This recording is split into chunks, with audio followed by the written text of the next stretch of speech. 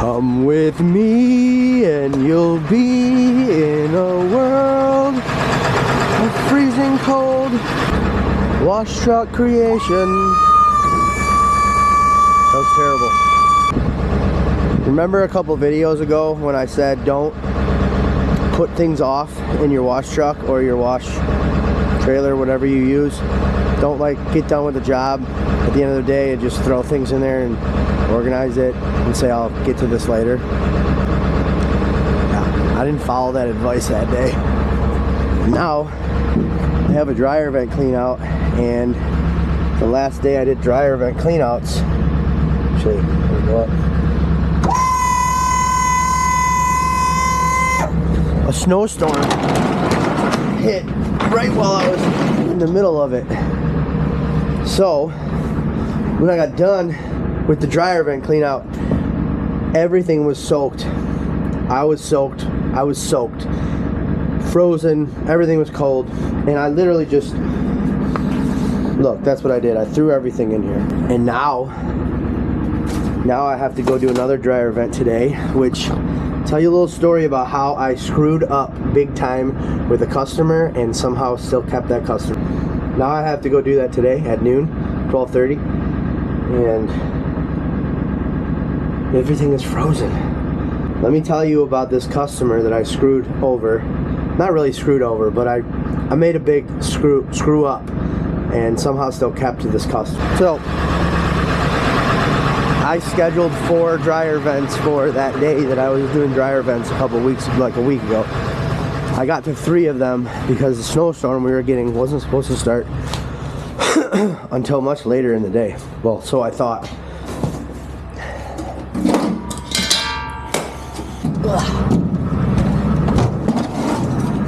So I thought that I could beat the storm, and turns out I was way wrong, because that storm hit right as I was finishing up, or well, while I was in the middle of the 3rd job. So I never actually told the guy that I was going to be there that day. My plan throughout the day, I had been just calling the clients and telling them we were on our way, which most of the time they don't care. So he didn't know I was coming, so it wasn't a big deal. However, that evening I talked to him on the phone and we scheduled his dryer vent clean out for the following Tuesday morning.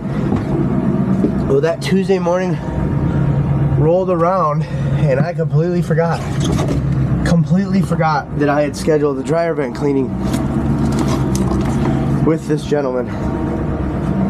And I got a call around noon from him telling me, very upset, his wife apparently she rearranged a bunch of plans.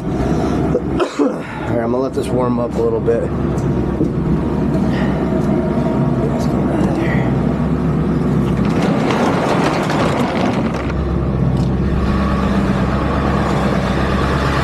Let my truck warm up too. So his wife made a bunch of plans, or rearranged a bunch of plans, so that she could be there for this dryer vent clean out, and I never showed up. So he called me, he was not happy, and I could have just made excuses, or I don't know what I could have done. The only thing that I thought I could do at that time was just apologize. My garage is in the middle of like a remake, so don't mind how messy it is. So at that point I could just apologize. I literally just said, I told him the truth. I said, I forgot. I said, I completely forgot. It completely slipped my mind. We're in the off season, so I don't typically, I'm not even using, I use a CRM for my estimate for these customers, but I never actually put them on the schedule. So there was a work order, but there was no schedule, so I never got a reminder. Like normally in the regular season, I get reminders all the time. Forgetting stuff isn't something that I would do, and I know I'm working every day, so I just look at the schedule to see who I have. Well, it's not the case right now. We're really not working at all. sit on my fire. So, I just told him I forgot. I told him the exact truth. I said I literally forgot. It slipped my mind. And he kept saying, you know, my wife made plans, changed her plans around to be there, blah, blah, blah. He was very upset. And I just kept saying, I don't have any excuses for you. I would be very upset if I was you, and I'm very sorry that we did this to you. And I promise you, this is not like our company. This isn't something that we normally do. I don't actually think I've ever done this. And I just apologized over and over and told him that I told him he was right to be mad. And he said, okay, well, we'll see what happens. I was like, all right, I figured I'm never going to hear from him again. I said, would you like to reschedule? And he said, I don't know. I'll call you in a week or so. I'm like, okay. Well, he called me a couple days later and he rescheduled for today. I did not forget about it. So that's what we're doing today. That is how I kept a customer from leaving when he could have. I think that either way, the way I handled it could have resulted in him leaving, but it didn't. I don't know. I honestly can't really think of any other way to handle it. I'm sure other people have things that they would have done to deal with that, but I don't even know another option that I could have taken to handle that. So, but it resulted in me keeping a client, and hopefully that client continues to use our services. So, if you do something wrong in your business to a client, just own it. Own it 100%.